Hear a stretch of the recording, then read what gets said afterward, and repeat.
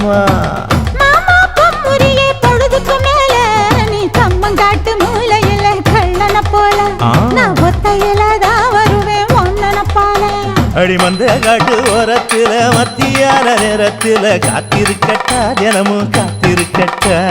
வெள்ள சோள சோறு வச்சு காண பூவையல் அரைச்சி ஊட்டி விடட்டா உனக்கு ஊட்டி விடட்டா.